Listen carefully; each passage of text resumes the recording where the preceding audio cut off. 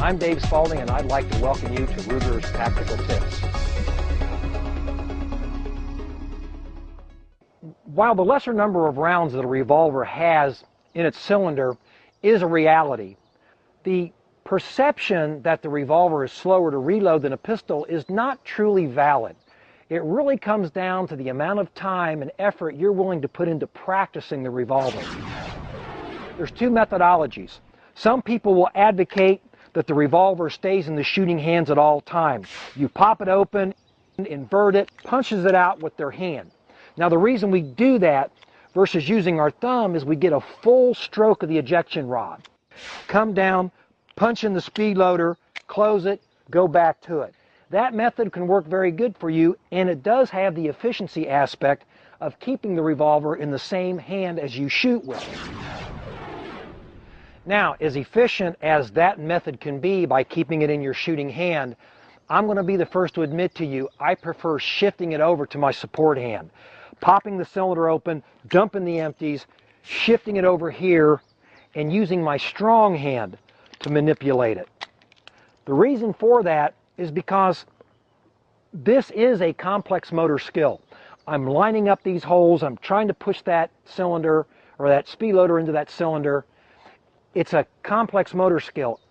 And let's be honest, even though it's kind of in vogue not to call one a strong hand a weak hand, you have greater dexterity, you have greater manual ability with this primary hand. And why not use that for loading that revolver? The amount of time it takes to punch that in, close the cylinder, put it back into your shooting hand is really small if you practice it. While we're on the topic of speed loading revolvers, I think it's important to point out that there are a number of products available to the consumer that will aid you greatly in getting that revolver loaded quickly. The two first ones are the Safariland speed loaders, and I would venture to say that these, along with the HKS, are the most popular speed loaders known. The two loaders are basically the same thing. One just has a taller knob than the other. You saw me using this one earlier. All you really do is just insert the speed loader, punch on it, and it releases the rounds. Very simple, very effective, very easy to do. This jet loader right here, which I don't believe is manufactured anymore, but there's still a lot of them around, does the same thing as the Safariland loader. You punch it in, very, very quick and easy to reload the gun. HKS may be the most solid loader, with tumbling and bumping and rolling them around, falling on the ground. These may hold the rounds better than any other loader out there because they actually have a tooth that locks underneath it. And once you get the loader in place, you've got to twist the knob in order to release them. The next two are basically like pieces of molded rubber. The Bianchi Speed Strip, I got to admit, is one of those little devices that I have found comes in very handy over the years. You load basically 2 rounds at a time, peeling them off.